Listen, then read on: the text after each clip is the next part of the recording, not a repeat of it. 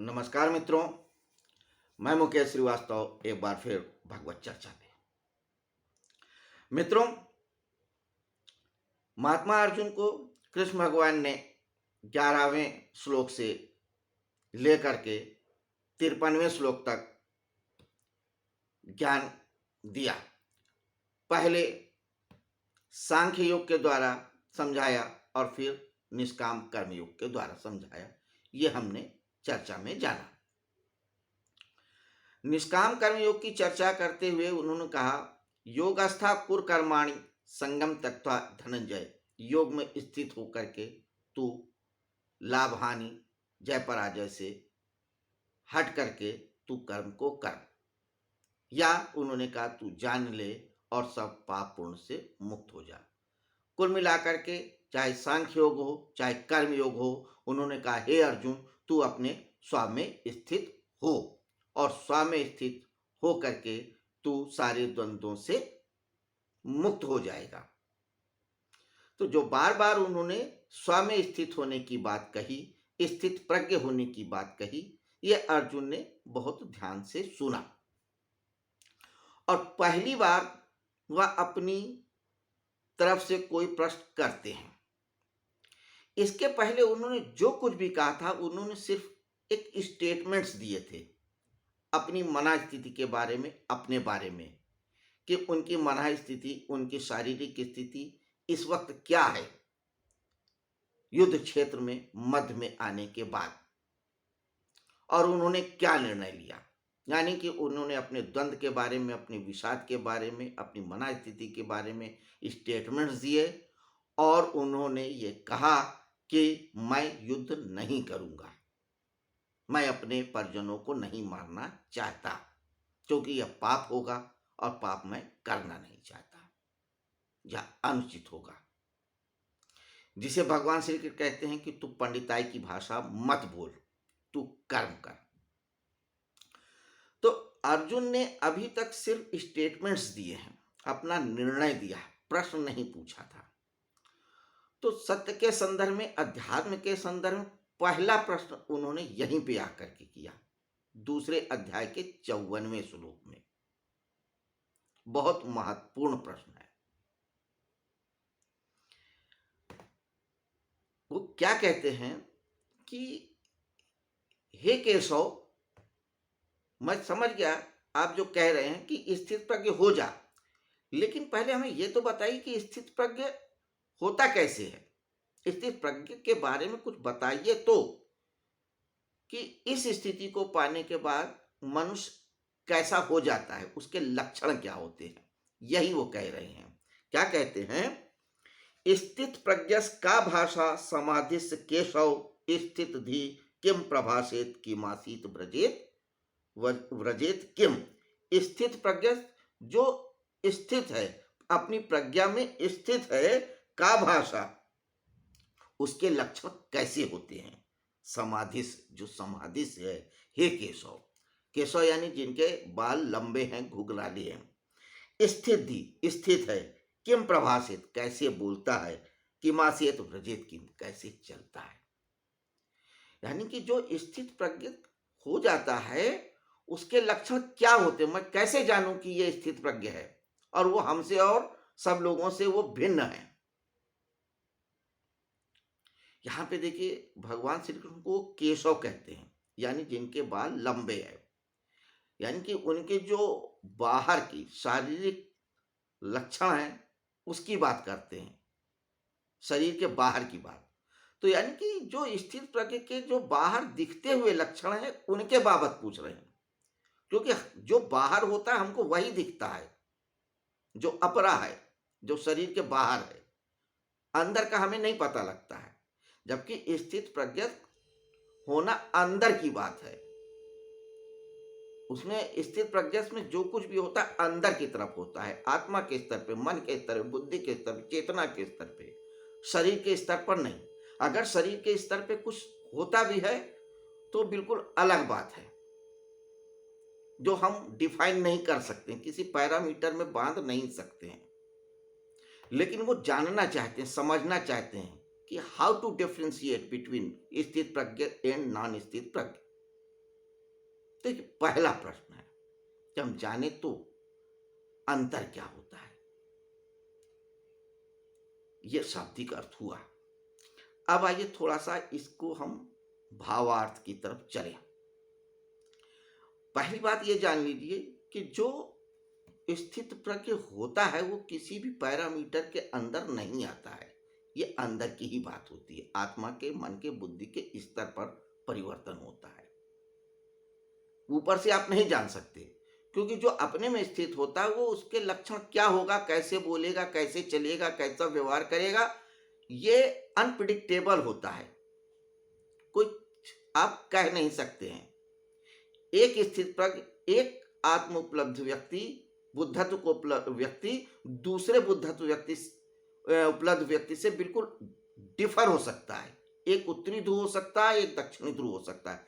आचरण यानी बाहरी क्रियाकलापों की अगर बात करें तो, अगर हम अवतारों की ही बात करें तो जहां राम मर्यादा की बात करते हैं वहीं कृष्ण सारी मर्यादाओं को तोड़ते हुए नजर आते हैं।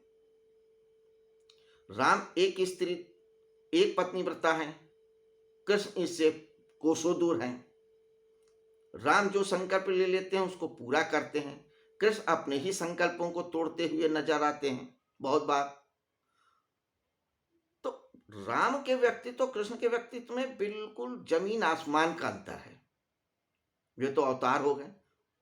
दूसरे लोगों की भी अगर हम बात करें, बुद्ध और महावीर को ही ले लें जो समकालीन थे, उनमें ही देख लीजिए, दोनों ही बिहार की भूमि से थे। लेकिन जहां महावीर प्रज्ञा को उपलब्ध होने के बाद जीवन में शायद ही 2-4 बार बोला होगा, बुद्ध थे बोलते ही चले गए, जीवन भर उन्होंने बोला, बहुत बोला। महावीर के पास लोग जाते थे, सिर्फ बैठ जाते थे, प्रज्ञा को उपलब्ध हो जाते थे।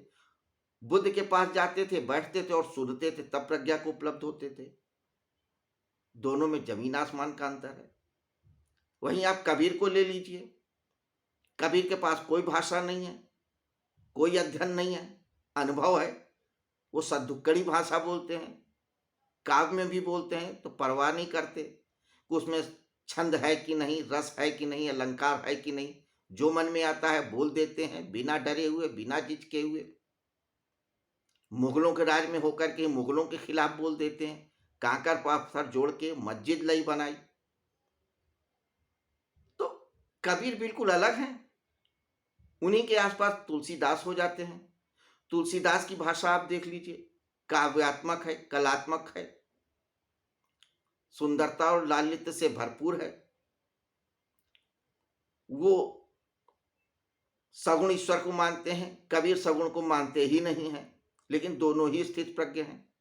तो आप कैसे कहेंगे कि स्थित प्रज्ञ का यही भाषा होता है, यही लक्षण होता है, ऐसे ही चलता है, ऐसे ही बढ़ता है, ऐसे ही उठता है?